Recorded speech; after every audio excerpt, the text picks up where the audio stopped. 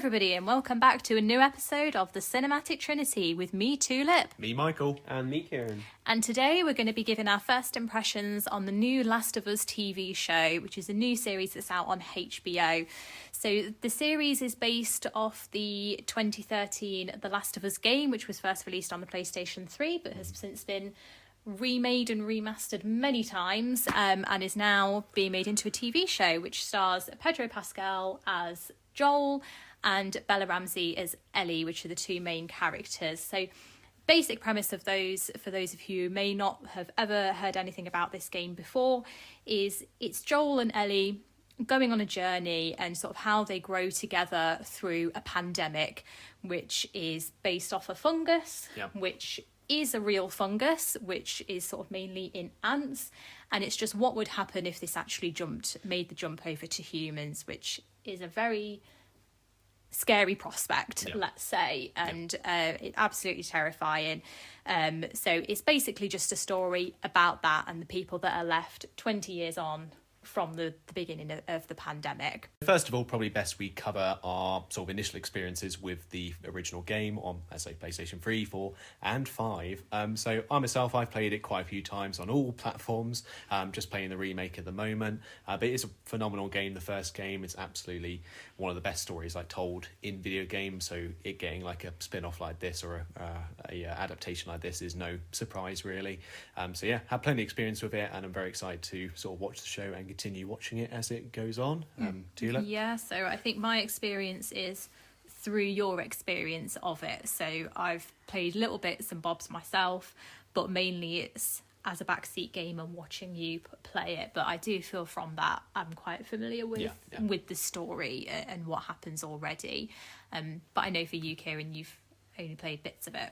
Yeah, so I obviously know a little bit about the story because obviously it's quite like 10 years old. I do know bits of it, but I've only played up to what is maybe a couple hours after where the TV show, the first episode ended. So obviously this will be quite a new experience for me within the story, and it'll be probably quite different to how you both have seen it because it's going to be through a different medium, so it'll be interesting to see how our kind of views differ as it goes on. And a good way to sort of see what the best way is to take in this story, whether it is through playing the game and going about it that way or just purely watching it on the show there. So what is everybody's first initial impressions of this show then? Are we good, bad, in the middle? I mean, very, very good. Yeah, very, very good. Yeah. From the bits that obviously I've played, so I've covered this up to this amount in the game, and I would say it is quite faithful. Yeah. Obviously, there are some differences that they would have had to made transferring it over to TV, but I think it's a very faithful kind of telling of the story, and I think they've cast it very well. They've, the setting, the theme and the tone that they've got going is kind of as it should be, really. So I think they've done, a stellar job, really, in kind of translating that to the small screen, isn't it? Small screen. I think as like adaptations go, it's definitely like people saying it's like one of the best ones ever, which you can definitely get on board with. You can definitely get on board with because, if you watch it, like there are sometimes one-to-one recreations of things you would have seen in the game, like lines are taken just word for word, which is helps you to just like probably digest it more. Like if you're coming from the games, watching the show. So yeah, it's just everything about, as Kieran said, really just nails everything about the game in just TV format, really. So absolutely, and I think the word faithful is a key word because I think it is very faithful to the game. But also on the flip side of that, I think that one of the first things I said when it finished was, I haven't seen anything yet that I've not already seen in the game, because it is a faithful retelling of exactly what the story is. So it will be interesting to see how it goes along. That we already know that there's going to be differences from the game to the TV show. And I am really excited to see the rest of the story and see how it plays out. And I've seen a lot of people saying, when I've been reading some other people's reviews, that It's just sort of the same old zombie story, basically, but it's really not. I think I'm excited for everybody to see this because it is a really brilliant story. When we watched it through the game in parts 1 and 2 of the game, it's a really fantastic story. So it's good for everybody else, for everybody to be able to. Yeah, and it's definitely the thing that works in the show's benefit is like the core story from the games is so easy to translate over to television, and the fact that you've got the main writer of the game helping with the production of the TV show, so he's working quite closely, and you've got his input does really show just like the sort of attention to detail and like the care they're putting into making this story and making sure that it does translate well, whilst also making any sort of necessary changes to make sure it translates well to TV, because there's like, I mean, the opening like 5 minutes of the show is basically explaining how this pandemic works and like how this fungus works in like infecting people, because as I say, it's literally first 5 minutes it just says there's this virus called cordyceps, it currently infects ants, basically it gets into your brain, makes you want to sort of spread this virus over and over again. This fungus over and over again. And basically they're just saying what happens if it made this leap to humans. Like we would I think they basically just say in the show, we lose. Like if it gets to us, that is we what lose. They said, isn't it? So it's a very like grim first 5 minutes, just like just hammering home. Yeah. Like, but it definitely sets it up though, because it doesn't really go through a lot of that in the game. You do just learn it as you go along. Yeah, I think it's a very good exposition dump, because obviously, and it's done in a really good way as well. Because like new time people, so people who haven't played the game or maybe don't, aren't interested in games and want to pick up the show, it allows them to be like kind of caught up on everything that's happening, and they'll kind of know as it goes along. Yeah. Right. Okay. So I know from the start exactly what's kind of happening there. Yeah. So absolutely. I think just like probably hopping in just like the plot of the episode first, probably not going into too much like spoiler stuff, because even though it's like a 10-year-old story, the show does do. If you've not done any reading up about it before, and if you've never heard of it before, then it's good to just watch it. Yeah, because I mean, essentially, like if you're looking at it from like the game perspective, it is like, as Kieran said, it's like the first couple of hours of the game, but in the show anyway, they do add like 30 minutes of like a prologue, which isn't in the game, just to sort of set up the world, like initially just to show normal people going on with their lives before this pandemic hits, which is then the start of the game basically, which you play through when you first boot it up. And like just like from the offset, really, like the guy who directs the show made Chernobyl on HBO as well, which is like, again, just a fantastic, the best like thing probably we've ever watched. Like the best TV show like I've probably ever seen, and we only rewatched it recently, like in the lead up to the show coming out. And like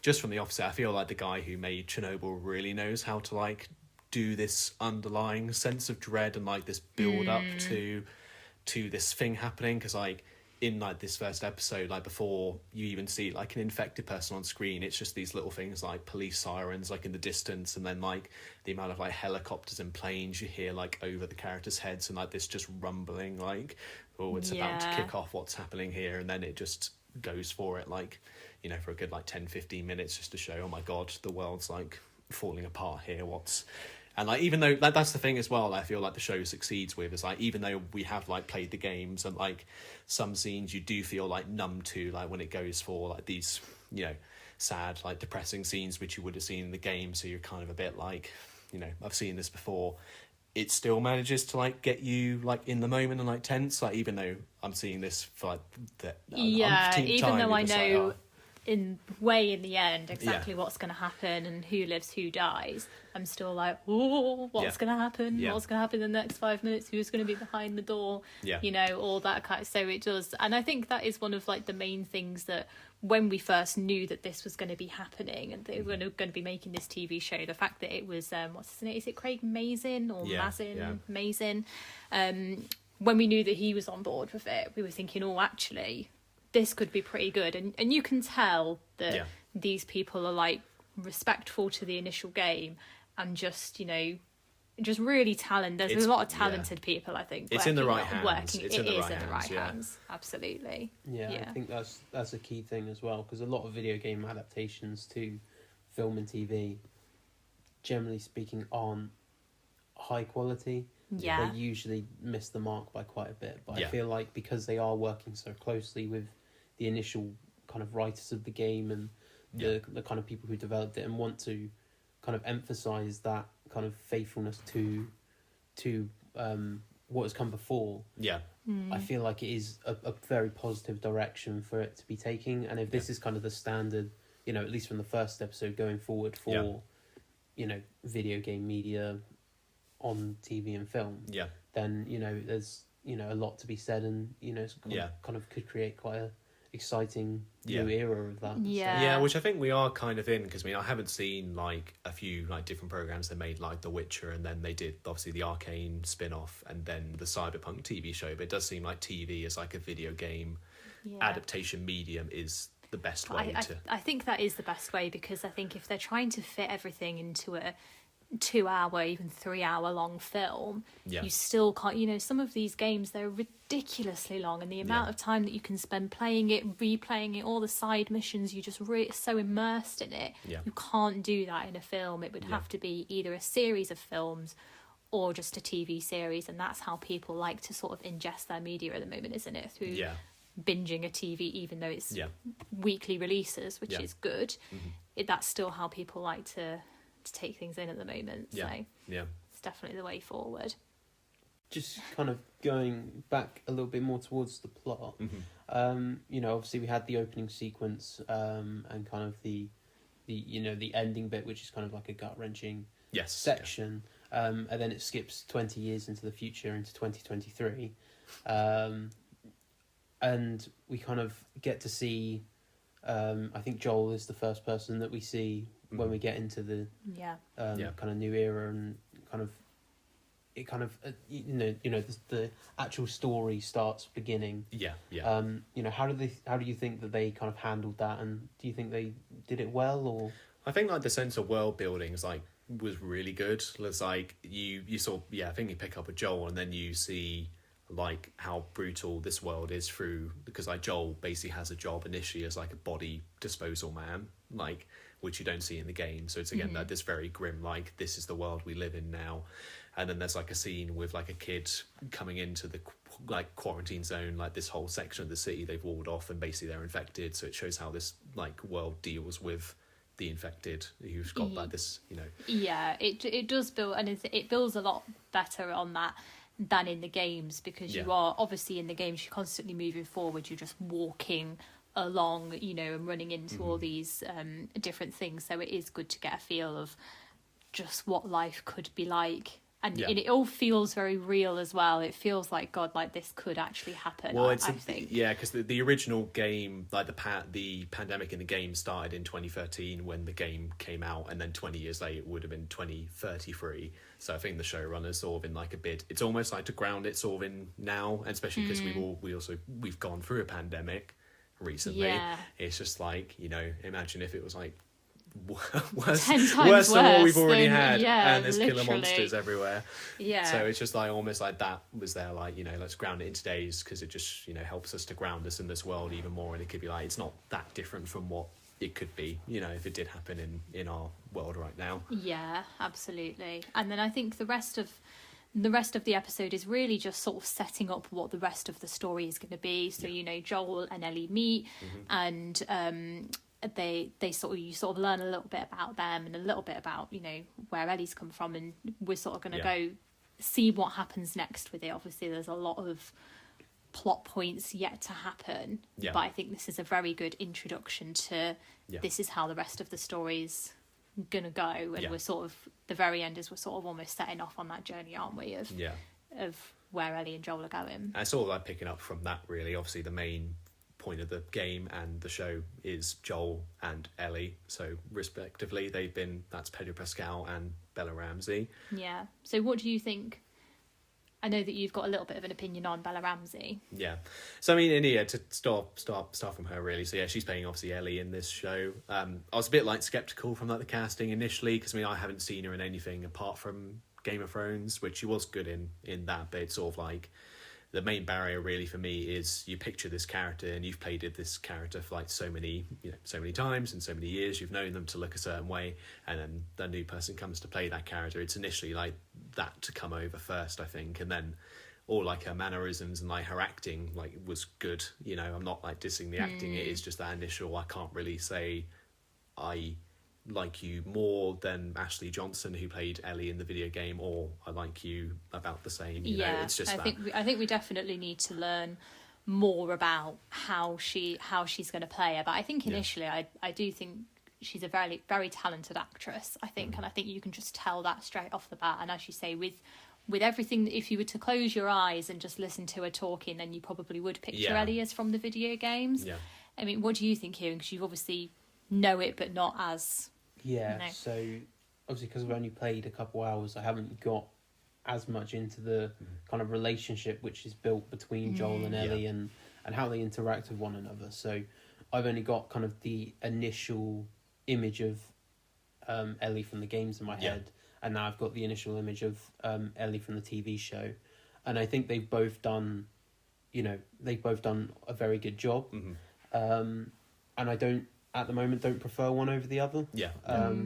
So it'd be interesting to see going forward how I enjoy the TV show version next to the game version. Like I might play the game alongside the TV show and try and keep them together so that I can kind of give a when we come to the end, when we come to review overall, kind of give my comparison there as we go along, because then I'll get kind of quite a good comparison throughout the entire thing. And that's like the thing as well, because I think if they do a second series, because this first one is very much covering the first game story, if they end up doing part 2, whether Bella Ramsey will still be Ellie in that, I suppose, because the second game picks up with an older Ellie, so whether it still be her or if they'll but I mean, recast Bella her. Ramsey, she's 19 at the moment.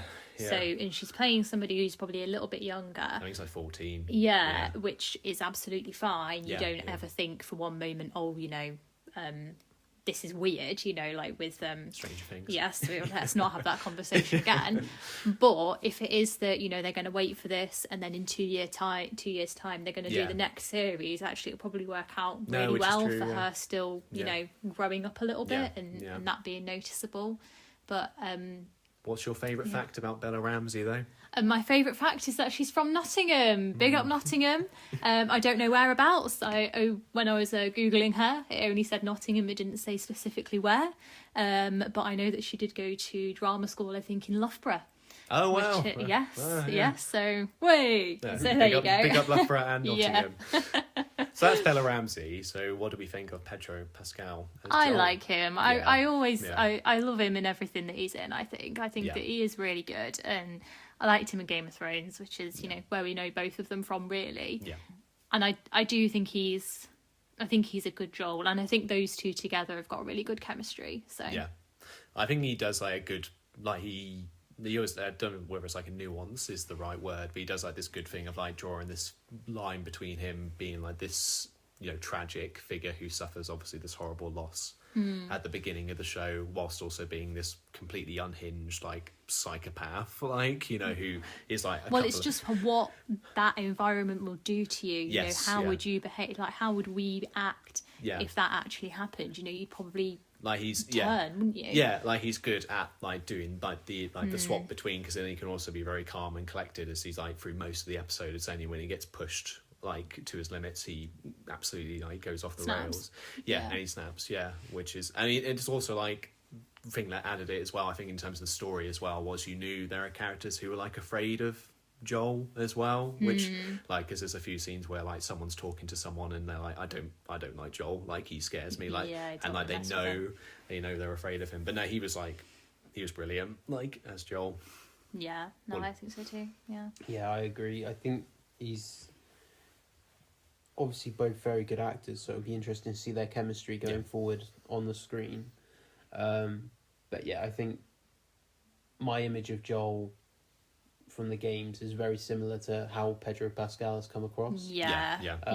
So again, I think he's done a very good job at kind of getting into that kind of character, and I like seeing like the bits where he's kind of making deals and stuff with the guards for ration cards and kind of dealing bits. It's nice to see that kind of aspect of the world.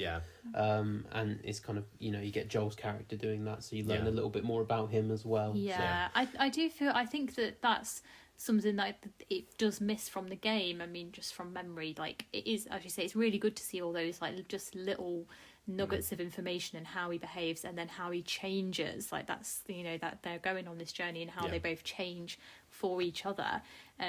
So it's good to get a feel of that. Yeah, it's good that they are like true to the characters in the game whilst also like not completely embodying them, because I think like behind the scenes and stuff, like neither of them like either knew about the game or like played the game. No. So they kind of didn't like take anything away from that to like put into their performance. It's all like just their own like interpretations of the characters. Yeah. So it's like good that they're not just doing, because even though the show does do like one-to-one recreations of scenes, it's not like them, you know, I'm going to act exactly like Ashley Johnson did, or I'm going to act exactly like Troy Baker did. Yeah. It's I'm going to do my spin on this, which is like, but they're both like very talented and do a very good job, as does like everyone else in it, to be fair. Like, there wasn't a bad performance in the whole episode. I think it's a good bunch of talented people that are working on it, aren't they? So I think it's got a lot of promise, and I think from that first episode I'm really excited to see where it goes. Yeah, because I mean, essentially everyone's just got to play like these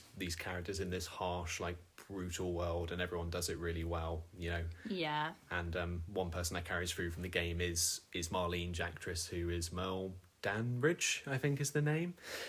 So it's just, she did a very good job. She also did another thing where it's like she is obviously playing the same character she did in the game, but then also not verbatim as well. It is different. Yeah, well, it's slightly different scenes, but it sort of, I wonder what her thought process was of, you know, I've got to play this character again after such a long time of having not played it, and I've now got to do sort of completely different things, but the same things. Like, it must be, I mean, I don't know whether actors would find that sort of thing interesting, but it seems as though they do, don't it? To be able to sort of go back and revisit roles that, you know, it's like, if I had my time again, what would I do differently? So I bet that was sort of an interesting thing for her to take on again and come back to. And I'll look forward to seeing, because Ashley Johnson and Troy Baker are in the show as well as like other roles, so it'd be nice to see. Who played Joel and Ellie in the game. Who played Joel and Ellie. So they'll be nice to sort of pop up and see and be like, oh, I know who you are. But always you're playing nice someone else. See a little cameo, isn't it? Yeah, just as long as they don't do what Nolan North did in Uncharted. Let's not talk about Uncharted. We can save it for another. What a shame.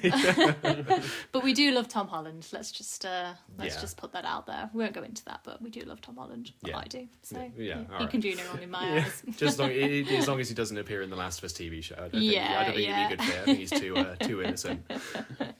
Definitely. Another important thing really to discuss about this is the visuals in this, and I think all the visual effects, you know, the creature designs of the infected. Obviously we're going to see a lot more of that as we got glimpses of it, and there's a lot more that's, you know, we've already seen from the trailers, but what are everybody's opinions on that? I think for like what they've done so far, I mean, in terms of the actual creature designs, like, you know, what they've shown so far is pretty good. Like, I mean, so far in this show, all we've seen is like the runner, which is like the first stage, like infected, which, because one thing the show's done, like the game had, was basically how the fungus like transmits and takes over people is through spores in the game. So you have these sections where one of the ways is. So you'd have these sections where you'd go basically in a gas mask and try and work your way through this area, and they'd be infected everywhere. Whereas the show's gone for this like tendril thing, so all the infected have these fungus things poking out of their mouths, and then they bite you, and that's how they infect you. And depending on where it is in your body, because obviously it's trying to get to the brain, the closer it is, the further up your body is, the less time it takes for think about that to transform. I didn't think about that when I saw, because they have like a that's a good when they had to post it Just a revelation. I didn't think about that, because there's a well, that's what the fungus does. It takes over your brain, so obviously if it's on your, because there's a poster in the TV show, like basically when you see this hospital style thing, there's a poster, like an informative poster saying, if you're bitten on like the leg, it's like 18 to 24 hours. If you're bitten on the arm, it's like 8 to 12 hours or something. And then if you're bitten on the neck or like face, it's like 5 to 10 minutes. Which is interesting. I think it's a different way of doing it. So that's a good detail. I didn't know that. I think that's just a bit of common sense. But yeah, I think what they've shown has been good. Like the runners, like even though they're not like in many scenes, they are like very like they are scary. Like, to be fair, like absolutely terrifying. It's like, terrifying. Yeah, and I just think the design from. They're going off something so strong already, so I think it's more just how it's going to translate into that like live action look and what it's actually going to physically look like. But originally they've got a solid base. And then like this scene, like one of the main scenes you see them in, like is one of them chasing after Joel and his daughter, and it's just like how they are like these mindless drones. Like, I mean, I think when I watch things like when I was watching it, I was just thinking, I bet that stuntman was having the time of his life to be able to just run through this corridor, and if you trip up, if you fall into a chair, if you smash the door in, just do it and just have fun. Like literally just make it as like ridiculous as you possibly can. It's just like, I bet he was loving it. So I run over this counter, but just keep running. Like, because that's literally what it's like. It's like, I've hit something, but I've not like got that human of, oops, it's just, you just keep going, don't you? So like initially very scary, very like intimidating as well, so you sort of like I don't know if I'd survive like that type of world. I certainly wouldn't. You certainly wouldn't. I don't know, you never know. You wouldn't. I might be like Joel, you never know. You wouldn't. I might be hardened, you never know. But it is very good, and I think the whole, as we've said before, the whole tone of the show is correct. I think. And it is, it's exciting. There's like just the hopelessness, isn't there, to like the world that they live in. Like there's no shred of like anything good in the world. It's like everyone is hungry and starving, and like they can't talk to their loved ones, or they're gonna like, because one scene is they go down to like a subway tunnel and they find like this, I guess like the last stage like your infection is you just die, and then your body just becomes like this massive like fungus basically, and just continues to spread, and they just find it's like, oh, what a poor this poor person, what happened to them. Which again, that was very cool to like look at, very like nice visuals. I forgot, we haven't talked about the intro actually. What do you mean? The intro to the show, like the actual title sequence to the show. Oh, that it's very Game of Thrones. I feel like you can't have a HBO show now unless you have a Game of Thrones. Did they that's do the literally. same for Chernobyl? No, they didn't. No, Chernobyl didn't have one. No, it didn't have one at all, did it? No, it's just the text.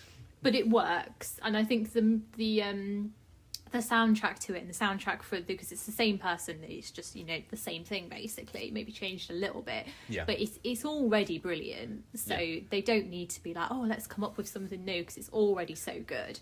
It's just, I think it's just a case of everybody needs to see it. Do you know what I mean? Like, it's such a good story, and everything about it is so brilliant, it needs to be seen. And that like title sequence as well, it's just like, it's basically just like this fungus like spelling out like little hints to what's going to happen and stuff like that, and like building like a cityscape out of like mushrooms basically, and then it like lingers on these two mushrooms that look like people, which is obviously Joel and Ellie, and it's set to the Last of Us theme tune, which is just one of the best like bits of gaming soundtrack. It's very iconic, like you hear it and you instantly can kind of relate it to that, and it's very unique as well. I feel like like anyone would be able to hear it and go, there's something different about that. Which I think is really good, from the initial, from their game. Like that kind of sound design there, in what they've done. So,